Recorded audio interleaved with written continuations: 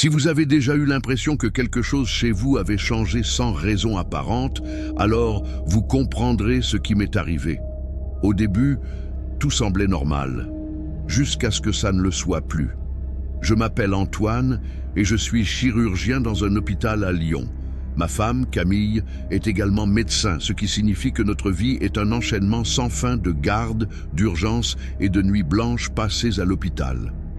Nous avons à peine le temps de dormir, encore moins de passer du temps avec notre fils Raphaël. Il n'a que 4 ans, et même si cela nous brise le cœur, nous avons toujours dû compter sur des nourrices depuis sa naissance. C'était notre première erreur. Ce jour-là, après plusieurs semaines à chercher quelqu'un de fiable pour s'occuper de lui, j'ai posté une annonce. Il n'a fallu que quelques heures avant que mon téléphone ne sonne. Une voix jeune et posée s'est fait entendre de l'autre côté du fil. Je m'appelle Manon, je suis étudiante et je suis intéressée par le poste. Son ton était calme, presque envoûtant. Elle ne posa pas beaucoup de questions. Elle se contenta de dire qu'elle était disponible immédiatement. Vous connaissez cette sensation inexplicable de malaise, ce frisson léger qui parcourt votre dos quand quelque chose ne va pas, sans que vous puissiez dire pourquoi. C'est exactement ce que j'ai ressenti en raccrochant. Mais j'étais fatigué, trop fatigué pour analyser la situation. Le jeudi soir, Manon arriva à l'heure. Elle était jeune, mince, avec de longs cheveux sombres. Son sourire était doux, mais quelque chose dans son regard me dérangeait. Il était vide, comme si elle portait un masque savamment préparé. Pourtant, Raphaël l'observa un instant, puis courut vers elle sans hésiter. « On joue ?» demanda-t-il avec excitation. Manon lui ébouriffa les cheveux avec un sourire. « Bien sûr, Raphaël, on va bien s'amuser. » Camille et moi, nous échangeâmes un regard soulagé. En quelques minutes, ils étaient assis à assembler un puzzle. Ils semblaient bien s'entendre. Peut-être avions-nous enfin trouvé quelqu'un en qui nous pouvions avoir confiance. Avant de partir, je lui donnai quelques instructions de base. Nous avons préparé des pâtes pour le dîner. Elles sont dans le frigo. Il suffit de les réchauffer au micro-ondes. Raphaël doit être couché à 20 heures précises. Elle hocha la tête sans détourner les yeux de notre fils. En montant dans la voiture, je jetai un dernier regard vers le Porsche. Raphaël et Manon étaient là, debout, nous regardant partir. Nous leur fîmes signe et elle sourit. Mais ce n'était pas un simple sourire. Ce n'était ni un sourire de politesse, ni de bienveillance. C'était autre chose. Un frisson me parcourut sans raison. Je démarrai la voiture et pris la route de l'hôpital sans savoir que cette nuit allait marquer le début d'un cauchemar. Lorsque nous sommes rentrés tard dans la nuit, le premier détail qui me frappa fut le silence. C'était étrange.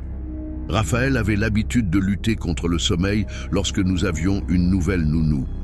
Pas parce qu'il était capricieux ou désobéissant, mais simplement parce qu'il aimait nous attendre.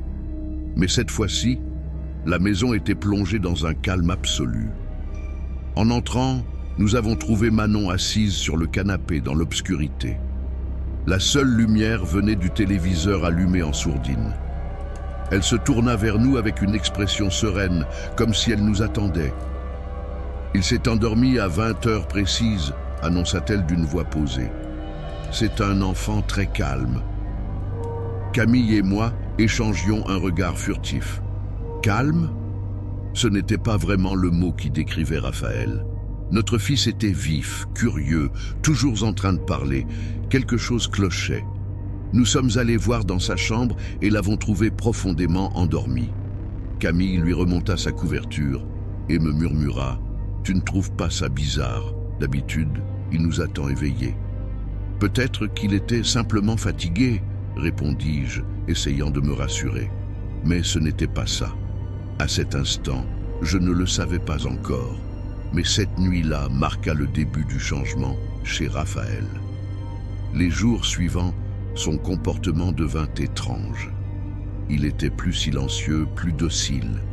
Il ne posait plus de questions, ne venait plus interrompre nos conversations comme avant. Et ce qui me troubla le plus, lorsqu'il était près de Manon, son regard semblait absorbé par elle. comme fasciné. Un après-midi, je rentrais plus tôt du travail et décidais de les observer discrètement. Je me plaçais derrière l'encadrement de la porte et les vis assis sur le sol. Elle lui parlait d'une voix douce, presque un murmure. Raphaël l'écoutait avec une intensité qui me glaça le sang. « Souviens-toi bien, » lui dit-elle. « Les mots ont du pouvoir. Si tu les prononces avec foi, ils t'entendront. »« Qui ?» demanda mon fils. Elle se pencha légèrement vers lui et sourit. « Ceux qui se trouvent dans l'ombre. » Un frisson me parcourut. Un instinct primal me poussa à intervenir. Mais avant que je puisse bouger, Manon leva les yeux et me vit. Elle sourit. Elle ne dit rien, se contenta de me fixer avec une expression qui me figea sur place. Raphaël se retourna vers moi, mais son visage ne reflétait pas la joie habituelle. Il ne courut pas vers moi, ne me serra pas dans ses bras comme il le faisait toujours. Il resta là, immobile, me regardant en silence.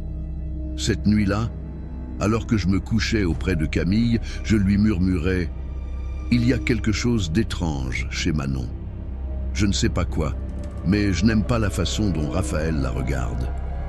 Peut-être qu'il l'admire, tu sais, comme quand les enfants ont un professeur préféré. Je voulais y croire, mais au fond de moi, je savais que ce n'était pas juste ça. » Le lendemain matin commença comme une journée normale. Nous avons pris le petit déjeuner ensemble et Camille partit à l'hôpital avant moi. Comme je travaillais plus tard, je voulus profiter du temps avec Raphaël. « Tu veux aller au parc un peu ?» lui proposai-je, espérant voir son enthousiasme habituel. Mais au lieu de me répondre avec sa joie naturelle, il leva lentement les yeux de son assiette et hocha simplement la tête. Ce n'était pas mon fils, pas celui que je connaissais. Avant de partir, je lui demandai d'aller prendre un bain.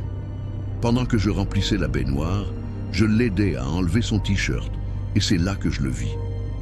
Un symbole étrange, dessiné au feutre noir sur son dos. Je restai figé.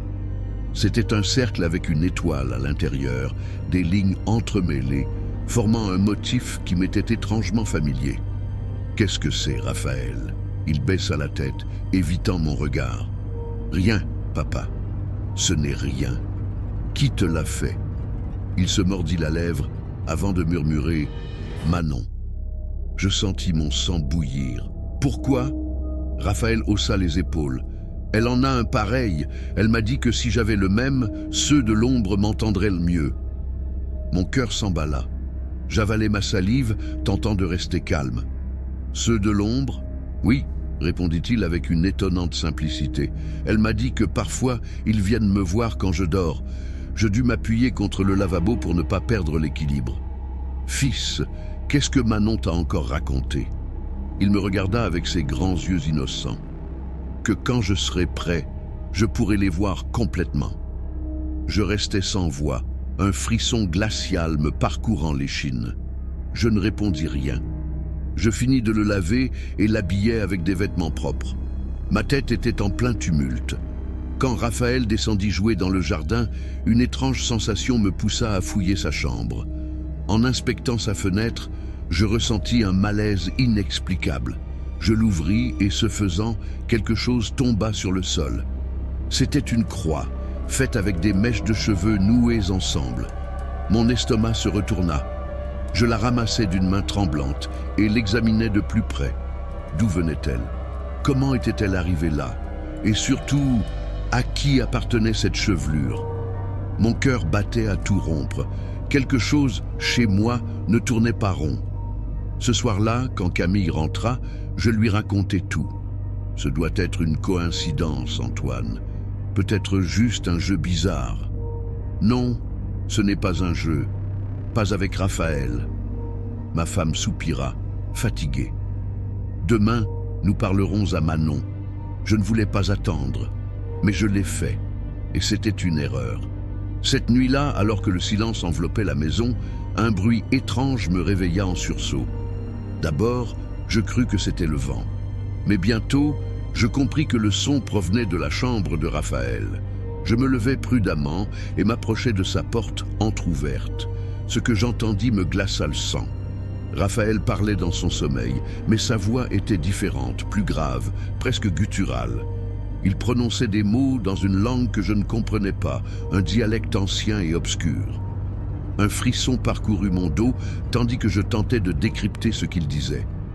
Soudain, sa voix s'arrêta net et un silence de mort s'installa dans la pièce. Je retins mon souffle, guettant le moindre son, le moindre mouvement. Puis, lentement, Raphaël se redressa sur son lit, les yeux toujours fermés, et murmura « Ils viennent me chercher, papa. » Depuis l'obscurité, il m'appelle. Mon cœur battait à tout rompre alors que je reculais d'un pas, tentant d'assimiler ce que je venais de voir. Qu'arrivait-il à mon fils? L'impuissance et la terreur me submergeaient.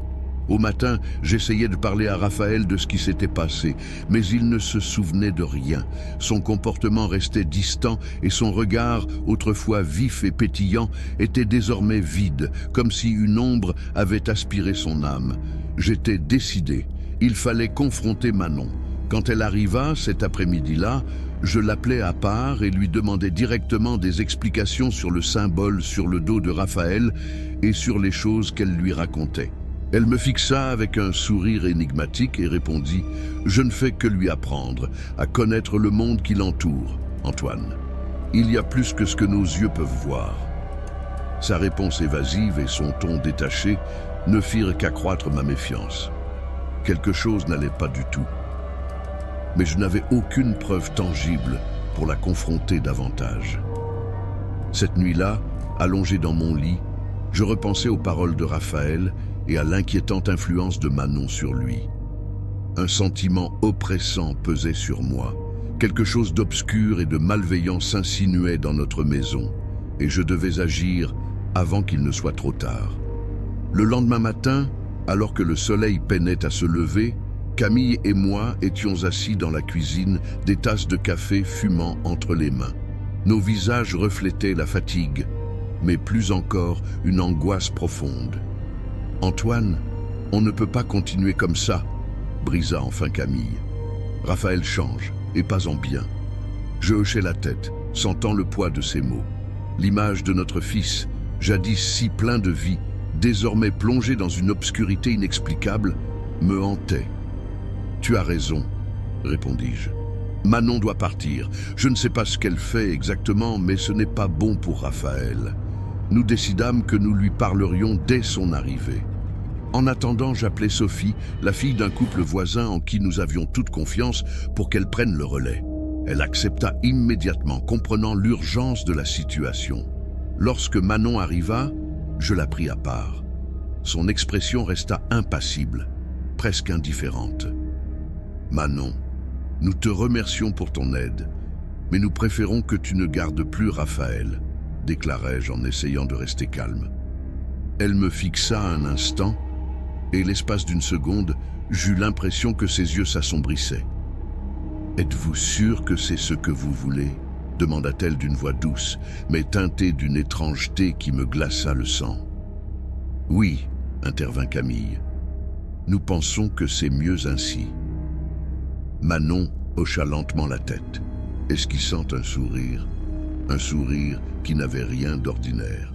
« Comme vous voulez, mais souvenez-vous, parfois, ce qui semble être une solution n'est que le début de quelque chose de plus grand. » Ces mots résonnèrent dans mon esprit bien après son départ. Ce soir-là, pendant le dîner, Raphaël était anormalement silencieux. Finalement, il leva les yeux vers nous, le regard embué de larmes. « Pourquoi Manon est partie ?» demanda-t-il d'une voix brisée. « Nous pensons que c'est mieux ainsi, mon fils, » répondis-je en essayant de le rassurer. « Désormais, ce sera Sophie qui prendra soin de toi. » Sa réaction fut immédiate et brutale. « Je ne veux pas de Sophie, je veux Manon !» hurla-t-il, frappant la table de ses petits poings. Jamais auparavant je ne l'avais vu dans un tel état. Ses yeux, habituellement si doux, brillaient d'une colère que je ne lui connaissais pas. « Raphaël, calme-toi !» intervint Camille en s'approchant de lui. Mais il recula violemment, renversant son verre de lait. « Vous ne comprenez rien !» cria-t-il avant de s'enfuir en courant dans sa chambre. Camille et moi restâmes figés, stupéfait par sa réaction. « Qu'est-ce qui lui arrive ?» murmura-t-elle, les larmes aux yeux. Je n'avais pas de réponse, seulement la certitude grandissante que, en éloignant Manon, nous avions déclenché quelque chose d'encore plus sombre. Cette nuit-là, après que Raphaël se fut enfin endormi, je m'installai dans le salon avec mon ordinateur portable. Une inquiétude sourde me rongeait. Je sentais qu'il me fallait comprendre ce qui se passait. Je décidai alors de rechercher la signification du symbole que Manon avait dessiné sur son dos. Après plusieurs recherches, je découvris qu'il s'agissait d'un emblème utilisé dans des rituels occultes, associés à des cultes impliquant des sacrifices humains. Mon cœur s'emballa tandis que je parcourais des récits glaçants sur ces croyances. L'idée que quelqu'un ait pu marquer mon fils d'un tel symbole me terrifia. Je ressentis une urgence immédiate de le protéger. J'essayais d'appeler la maison pour prévenir Sophie de ne laisser entrer personne, mais je tombais sur sa messagerie. L'angoisse me submergeait. Chaque seconde sans réponse amplifiait ma peur. Sans plus réfléchir, j'attrapais mes clés de voiture et roulais à toute vitesse vers la maison. Des images terrifiantes défilaient dans mon esprit. Et si Manon était revenue? Et si Raphaël était en danger à cet instant même? En arrivant, je constatais que la maison était plongée dans une obscurité inquiétante. Aucune lumière allumée, aucun bruit, un silence de mort. Mon cœur battait à tout rompre alors que je m'approchais de la porte d'entrée. En pénétrant à l'intérieur, une odeur âcre me saisit, un mélange de cire fondue et d'une note métallique indéfinissable.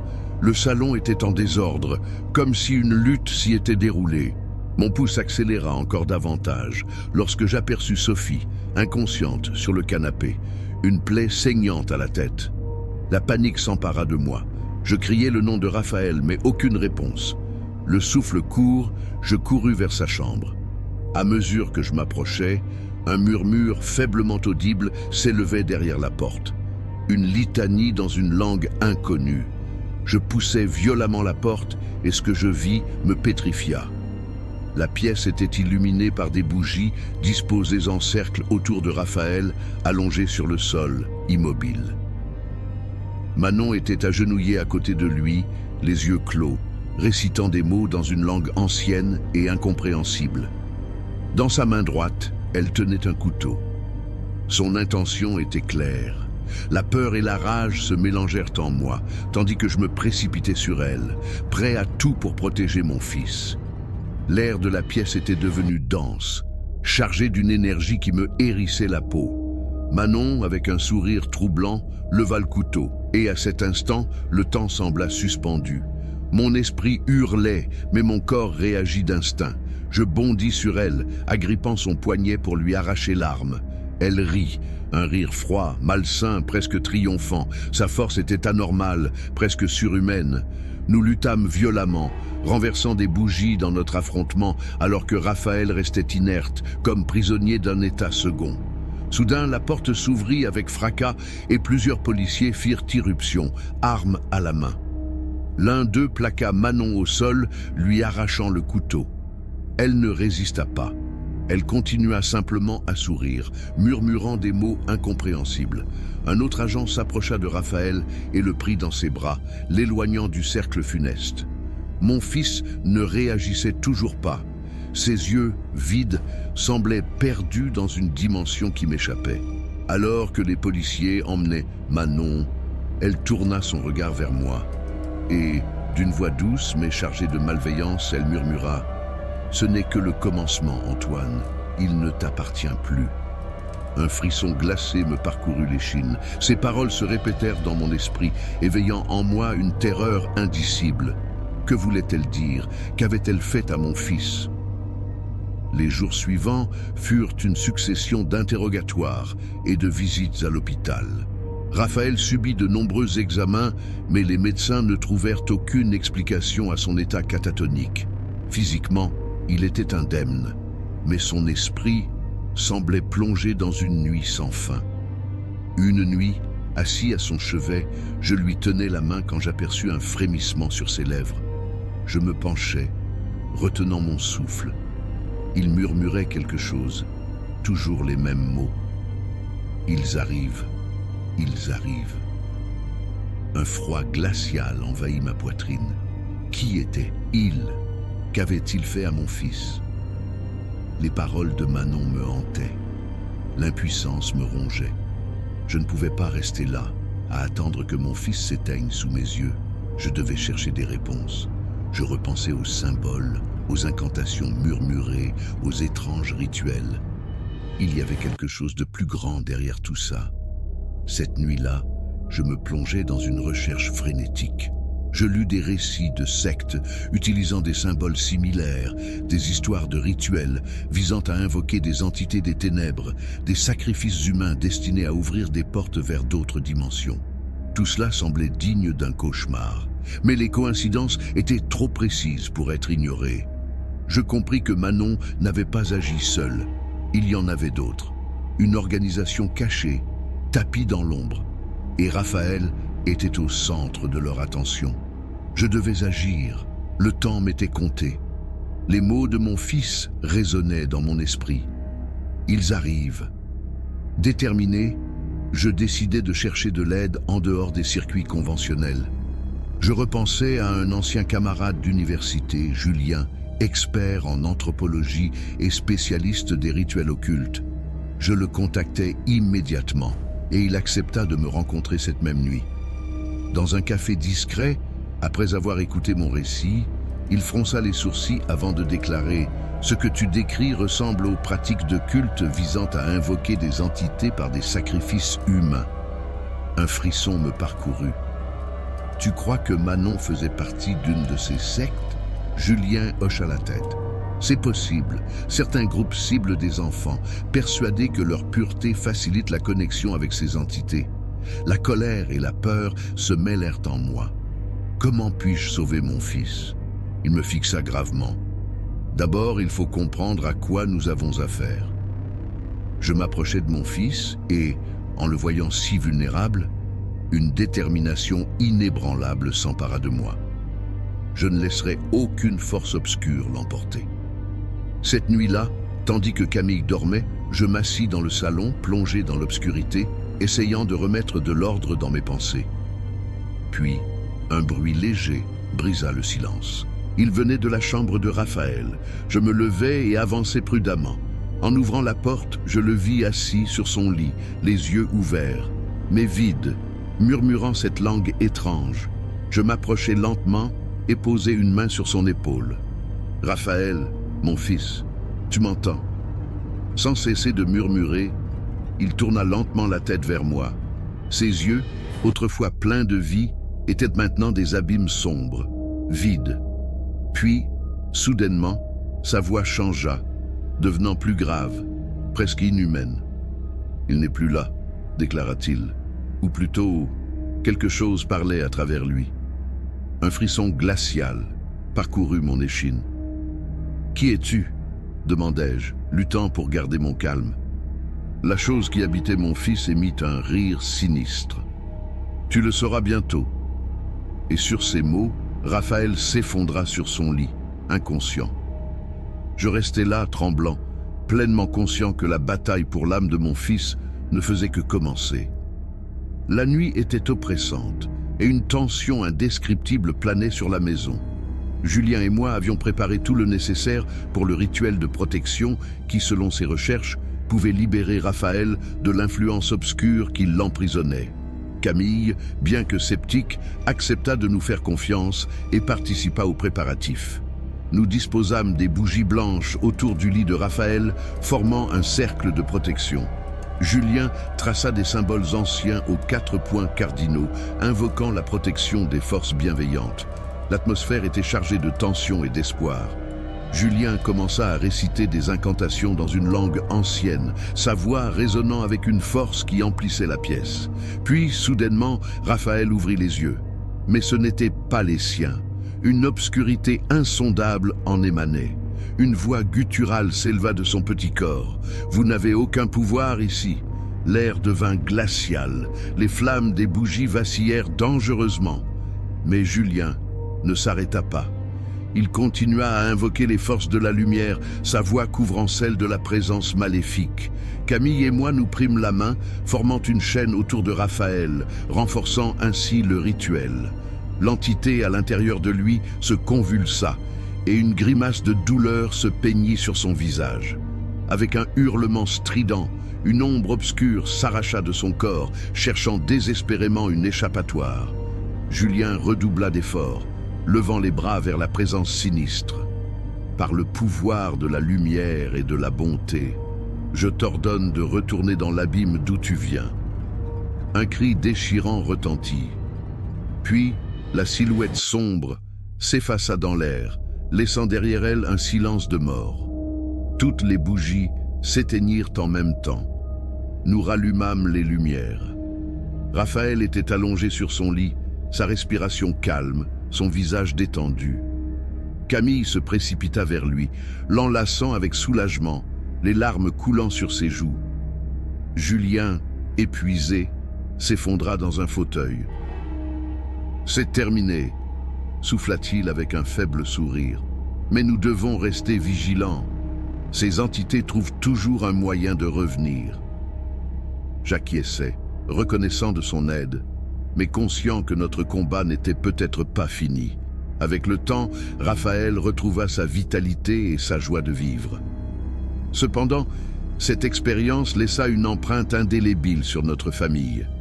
Nous avions appris l'importance de nous protéger des influences obscures et de chérir la lumière qui nous unissait.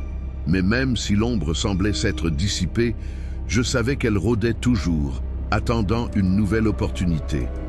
Les jours passèrent, et la vie dans notre maison retrouva un semblant de normalité. Raphaël riait de nouveau, et Camille et moi tentions d'oublier les événements traumatisants que nous avions traversés. Mais, au fond de moi, une inquiétude persistait. Une nuit, alors que je travaillais dans mon bureau, un murmure à peine audible attira mon attention. D'abord, je crus que c'était le vent. Mais en tendant l'oreille, je distinguai une voix murmurant dans le couloir. Je me levai et suivis le son qui me mena à la chambre de Raphaël. En ouvrant la porte, je le trouvai assis sur son lit, fixant la fenêtre avec intensité. « Raphaël, pourquoi es-tu réveillé ?»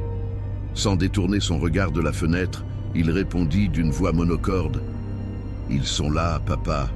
Ils sont revenus. » Un frisson glacé parcourut mon dos. Je m'approchai et le pris dans mes bras, tentant de le rassurer. « Tout va bien, mon fils. Il n'y a personne ici. » Mais au fond de moi, je savais que quelque chose clochait. Cette même nuit, alors que je tentais de m'endormir, un bruit sourd venant du sous-sol me réveilla. Je descendis prudemment. En allumant la lumière, mon sang se figea. Les murs étaient couverts de symboles étranges, similaires à ceux que j'avais vus sur le dos de Raphaël. La panique m'envahit. Comment était-il apparu ? Étions-nous à nouveau sous l'emprise d'une force obscure ? Le lendemain, j'appelai immédiatement Julien et lui expliquai ce qui s'était passé. Son expression se fit grave.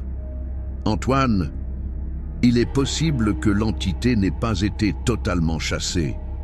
Nous devons effectuer un rituel plus puissant pour nous en assurer. » Ce soir-là, Julien revint avec tout le nécessaire. Nous formâmes un cercle autour de Raphaël et entamâmes un nouveau rituel. À mesure que Julien récitait les incantations, une présence oppressante remplit la pièce. Puis, soudainement, Raphaël se mit à convulser. Une ombre obscure s'échappa violemment de son corps, poussant un hurlement infernal. Elle se débattit un instant, puis s'évanouit dans les airs, laissant derrière elle un silence glaçant. Raphaël ouvrit les yeux, et pour la première fois depuis longtemps, son regard était clair et lumineux. « Papa, qu'est-ce qui s'est passé ?» Je le pris dans mes bras, submergé par l'émotion. « Tout va bien, mon fils. Tout va bien maintenant. » La noirceur semblait s'être enfin dissipée, mais une question me hantait encore. Étions-nous réellement en sécurité ? Seul le temps nous le dirait.